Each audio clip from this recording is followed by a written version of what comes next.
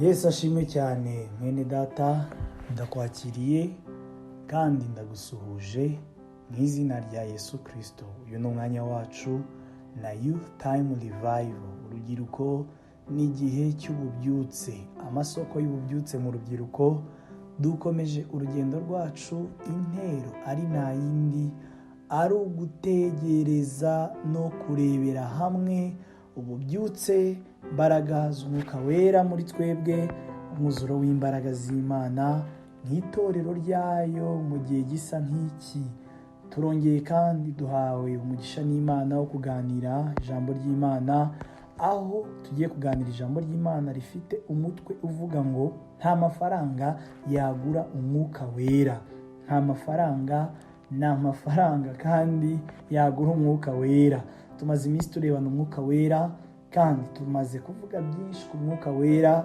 Hanyuma uyu munsi tugiye kongera gukomeza kandi kugeza muri uku kwezi, aho tuzakomeza kuganira by'umwuka wera. Mwuka wera tuzamuvugaho byinshi. Imana izakomeje kugenda dushoboza kumuvugaho, ariko kandi uko tumuvuga niko turi kurushaho tugenda tuba inshuti nawe. Nta mafaranga rero yagura umwuka wera. Kadusome ijambo ry'Imana ahangaha mu gitabo cy'ibyakozwe n'intumwa, umurongo wa 18, hari amagambo avuze ngo iki? Ngo ariko Simoni abonye yuko abarambitsweho ibiganza by'intumwa bahabwa umwuka wera, azizanira ifeza, arazibwira ati, nanjye nimumpe ubwo bubasha ngo uwo nzarambikaho ibiganza ahabwe umwuka wera. Ariko Petero aramubwira ati, pfana ifeza yawe, kuko wagize ngo impano y'Imana iboneshwa ifeza. Imana itugirire neza cyane. Ijambo ryacu uyu munsi ni ijambo Imana yifuje kuduhamo ukuri kwinshi kandi kuzuye, kandi ikadukura mu rujijo, ikatumenyesha ko nta mafaranga na make yagura umwuka wera. Nta pozisiyo n'imwe wahabwa mu buryo bwose bushoboka iguhereza kuba umuntu uvugwa neza, kuba umuntu uzwi neza, kuba umuntu witwara neza, hanyuma ngo iyo pozisiyo iguhereza ubwayo kuba yagufasha kuzura umwuka wera.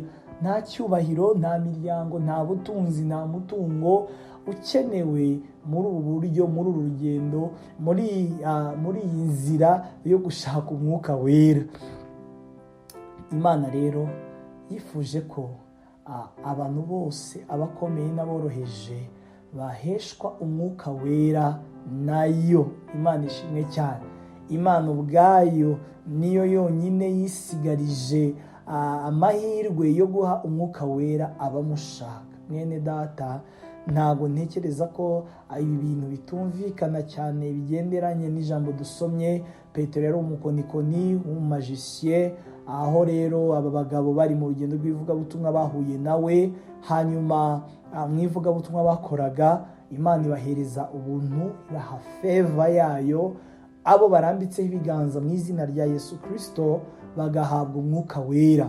Uyu mugabo rero nawe nk'umumajisiye wafashe quartier kandi ufite position ya influence mu buryo bw'imbaraga ziri magic, yatekereje ko naramuka abonye ubu bushobozi bizamufasha cyane gukora business ye n'ubundi.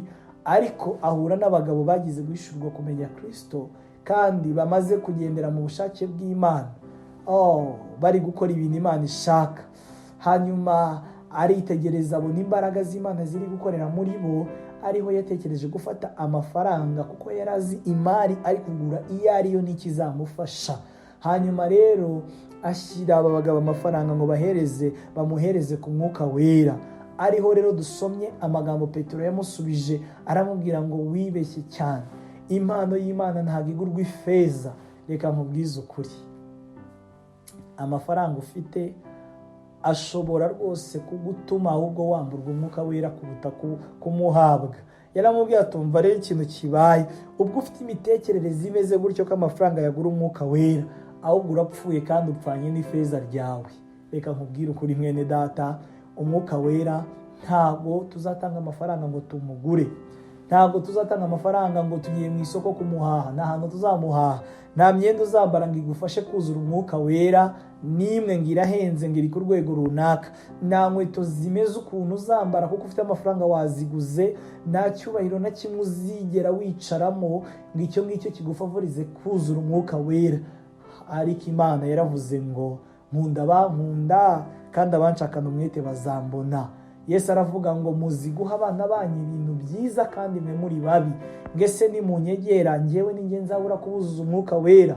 Uburyo bumwe bwonyine bwo kuzura umwuka wera no guhabwa umwuka wera nuko twegera Imana, nuko twongera ibihe byo gusabana n'Imana, nuko twongera ibihe byo kuba mu ijambo ry'Imana, nuko twongera ibihe byo gufungurira imitima yacu kugira ngo Imana iboneke. Nk'uko twabivuze, Imana irashaka kuba muri detaye z'ubuzima bwacu bwose. Ntabwo Imana ishaka kubana nawe igihe urwaye uri kuyisenga uyisaba kugukiza, oya.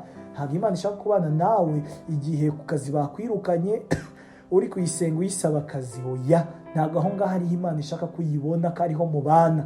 Imana irashaka ngo ubuzima bwawe mu buryo bwuzuye, details za buri kimwe cyose gikorera mu buzima bwawe Imana ikibemo. Imana ishimwe cyane.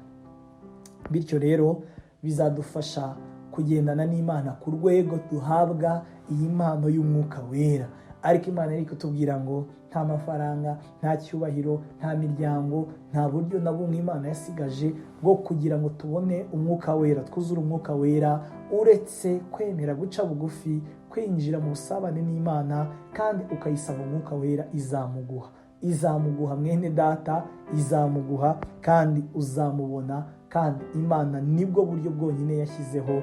Reka tubukoreshe, twongere ibihe byo gusabana n'Imana, twongere ibihe byo kwizera Imana no gusaba Imana no kugira inyota y'uyu mwuka wera, tuzamuhabwa. Imana iguha umugisha, tugendane n'Imana mu izina rya Yesu Kristo. Imbaraga z'umwuka wera nizo zifunitse igifunika cyitwa ububyutse mu rubyiruko, mu itorero. Ni ngombwa rero ko tuziganiraho, ni ngombwa ko tuzibwiraho ku manywa na nijoro, kuko ntazo nta bubyutse, nta mubatizo w'umwuka wera nta bubyutse, nta gutsindwa n'umwuka wera ngo mube inshuti, ntabwo ububyutse bwemera. Nagiraga nkutangarize ngo ububyutse guteranyeho umwuka wera birashoboka, ariko ububyutse ukuyemo umwuka wera ntabwo bwemera. Ni ngombwa rero ko abambasaderi b'ububyutse twongera kugira cyane ibitekerezo bitekereza bitindana no kwibwira ku mwuka wera, no gutekereza ku mwuka wera, no kumwifuza no kumusaba. Imana ikumpera umugisha mu izina rya Yesu Kristo, amen.